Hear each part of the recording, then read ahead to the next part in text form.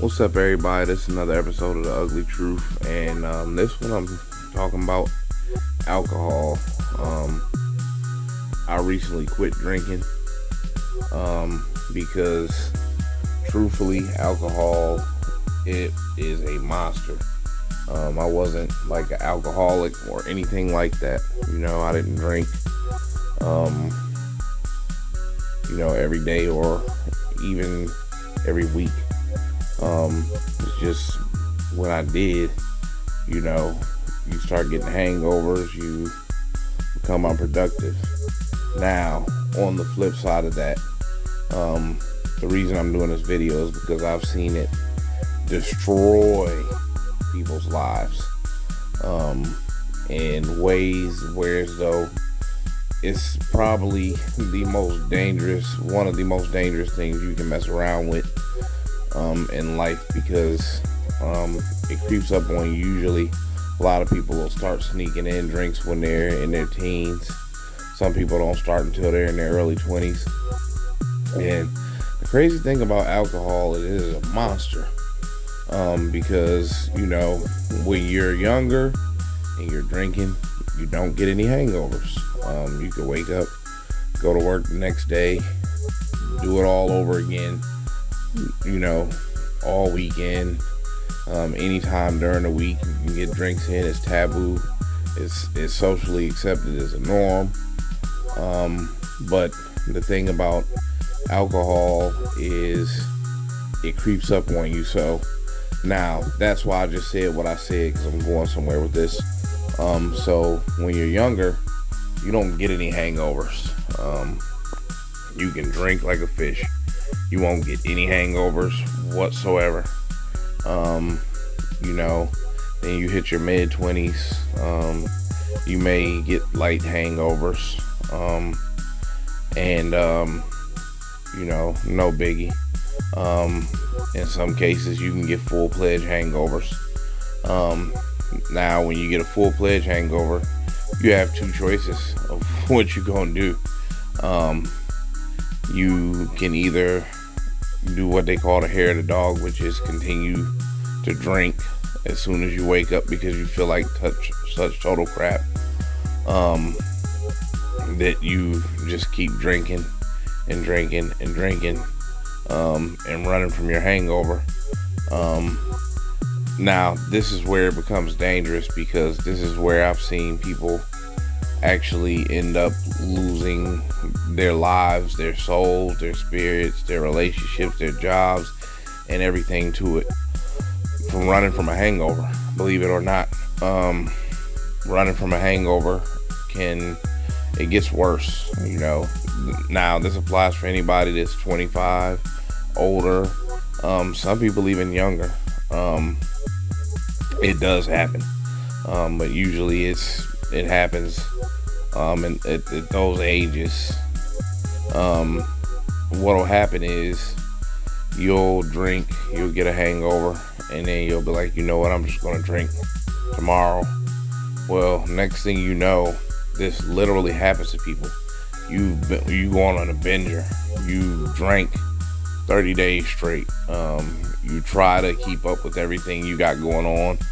You'll even end up trying to drink at work, or drinking before you go to work, drinking during work. This stuff, it really happens. And you'll end up quitting your job. You'll quit paying bills. You'll quit everything. It can cause you to become homeless. It can give you heart disease. It can destroy your liver, your kidneys, pancreas, different organs. It can just shut them down, dude. And what'll happen, you can keep drinking, and it gets to a point where even if you do try to stop because you went on such a long binger, you'll start having seizures and convulsions, which can kill you. You may stop drinking after a month binger because you was running from that hangover, and then when you stop drinking, your body goes into convulsions and you can die that way. Um, it can cause damage to your intestines. It can just completely ruin and kill you. And not to mention that, that's one. Two is, when you have been drinking for years and years and years, you don't see yourself when you're drunk. And I can think of a celebrity right now who's done some pretty embarrassing stuff on multiple occasions when he's been drinking. He's older, but I'm not going to say his name. But if you saw how you look when you're drunk, and the stuff that you do, you really reevaluate how much you're drinking and so on and so forth. I'm not, telling anybody what to do with their life, but if you can, quit drinking altogether. If you still want to drink, of course, I'm not going to sit here and tell you to do it, but do it to a point where as though you can still function, man. Also, it lowers your inhibitions. You can go out and you get in fights that you wouldn't have gotten into. It puts you in places that you wouldn't normally be in sober. You're not going to be always. Then you do have those few random select people. And see, this is what makes alcohol so dangerous, because you'll say, well, I know somebody that's sober that goes to the club and they're always sober, they don't drink. They're the exception to the rule, but that environment, it still doesn't change. Look what just happened in Sacramento. I'm sure alcohol played a role in that. Look what happened at that concert in Texas where 11 people got shot. Thank God nobody died. I'm sure alcohol played a role in that. All you got to do, if you watch World Star Hip Hop, watch those videos on there. All these bars and clubs, people getting knocked out and stomped while their brain is already dried out and dehydrated. You don't see what happens. You just see the fight. You don't see the aftermath. You don't see if that person had to go to the hospital, got their jaw broke, didn't make it, became a vegetable. Another thing is people are getting in the car behind the wheel. You might drive on the wrong side of the highway and run into somebody and kill a whole family that's on a road trip by accident and throw your life away. There's been, so many incidents on the road with people that have been drinking, and they've ended up either losing their life or costing someone else theirs, or both, losing their life and costing someone else theirs. It really is.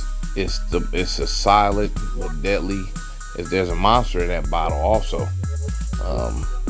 Because like I said, the first 4 or 5 years, and I don't care if you're religious or not, I'm just using this because this is just what it is.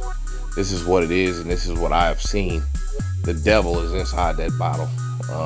He'll let you enjoy it the first few years.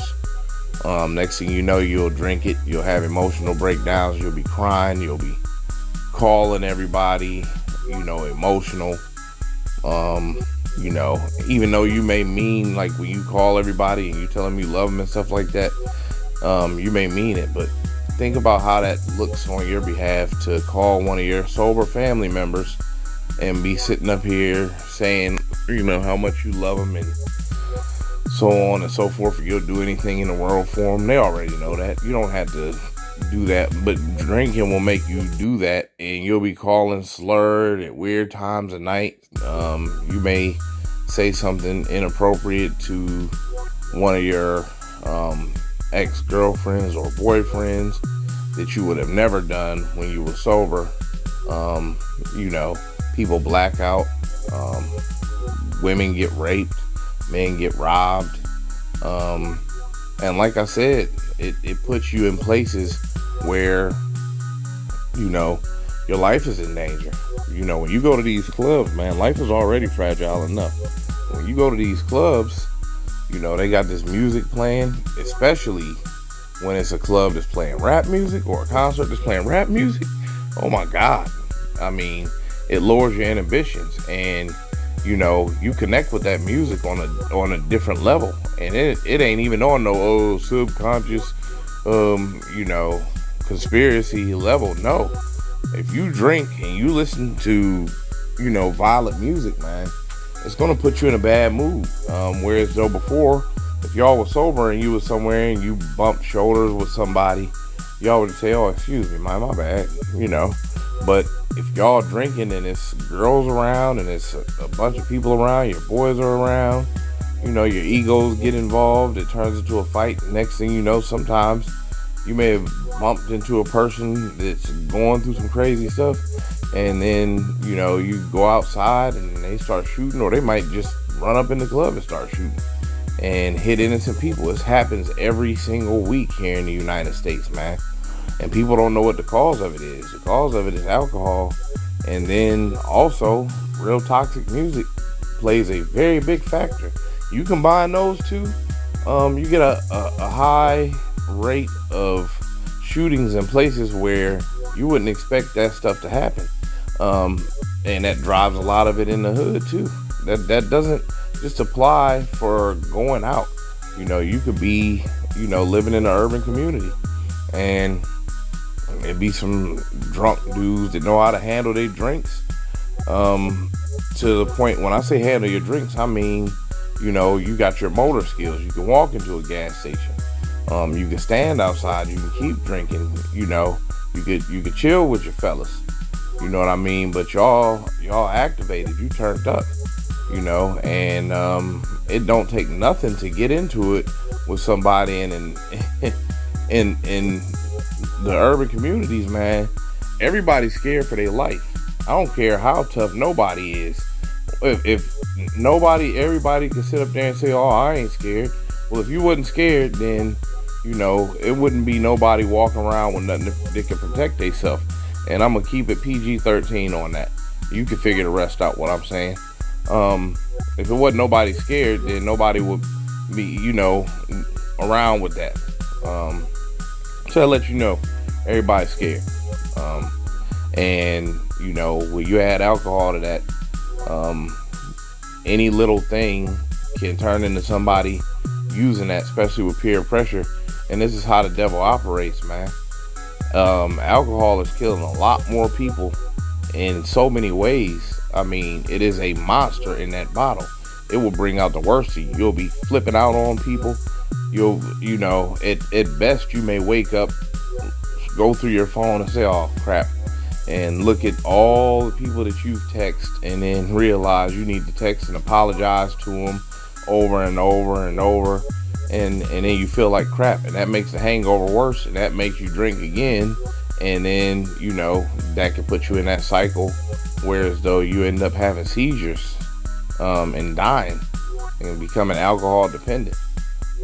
So, you know, my honest advice to everybody that drinks, bag away from it. Especially, you know, I've already done stuff talking about the music, so I'm not going to talk about how those connect too much in this video. Maybe I'll do a third video where I talk about how liquor and music or alcohol and music it's killing people when they go out. But every single weekend somewhere in the United States, man, people are dying behind drinks. They're going out to have a good time and they're not coming back home. So my opinion, put the bottle down. Even if you don't have an alcohol problem where you're drinking you know, every single day, even if you're a weekend warrior or you do it once a month, just don't do it at all. Because think about it. Think about where it puts you when you drink in dangerous places, in places where the devil's out here trying to take people out, man. You know, and the crazy thing is, if you walk up to a person and ask them, do they believe in the devil? They'll say, of course. But if you ask them if they believe in God, they'll say no. So, the greatest trick he ever pulled was to get people to believe that he didn't exist. And that's one of his most powerful tools is alcohol. It's so taboo. So put the bottles down, man. Turn the rap music off and live longer and speak life, man. Peace and love.